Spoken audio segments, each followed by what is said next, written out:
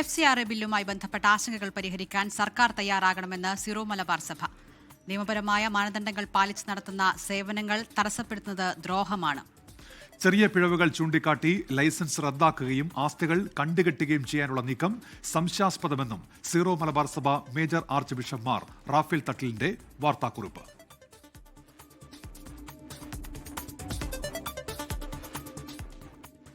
FCRA നിയമ ഭേദഗതിയിൽ ഉള്ളത് പോസിറ്റീവായ നിർദ്ദേശങ്ങൾ എന്ന് കേന്ദ്രമന്ത്രി ജോർജ് കുര്യൻ 24നോട്.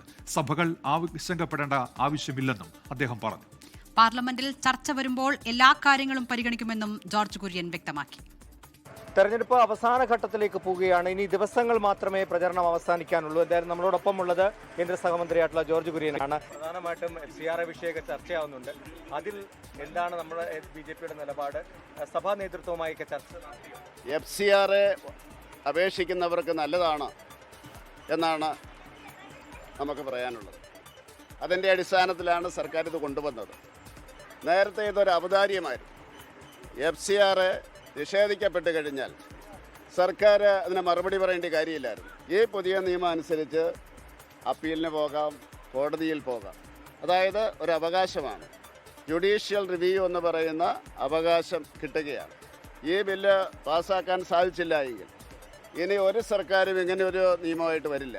സഭകളുടെ ഒരു ആശങ്ക, അവർ പറഞ്ഞ അഭിപ്രായങ്ങൾ നമ്മൾ കേന്ദ്ര നേതൃത്വത്തെ അറിയിച്ചു കഴിഞ്ഞു, ലോ മിനിസ്ട്രിയെ അറിയിച്ചു കഴിഞ്ഞു, അതുപോലെ തന്നെ ആഭ്യന്തര വകുപ്പിനെ അറിയിച്ചു കഴിഞ്ഞു, പാർലമെൻ്ററി അഫയേഴ്സിനെ അറിയിച്ചു കഴിഞ്ഞു.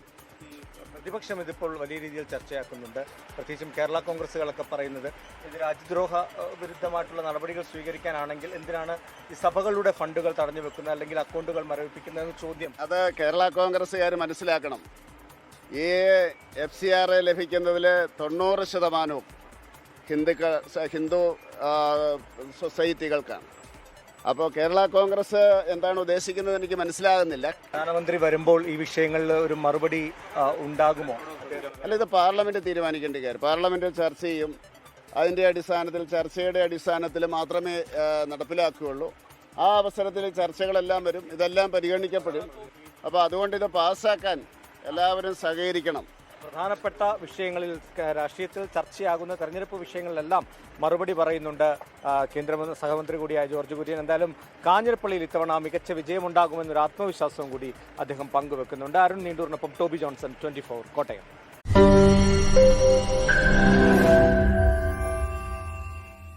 ലോകത്തെവിടെയായാലും ഏത് സമയത്തും 24 വാർത്തകളും ഓഗ്മെന്റഡ് റിയാലിറ്റി പാക്കേജുകളും എക്സ്പ്ലെയിനറുകളും വിശദമായി കാണാൻ ഞങ്ങളുടെ YouTube ചാനൽ നിങ്ങൾക്ക് സബ്സ്ക്രൈബ് ചെയ്യാം.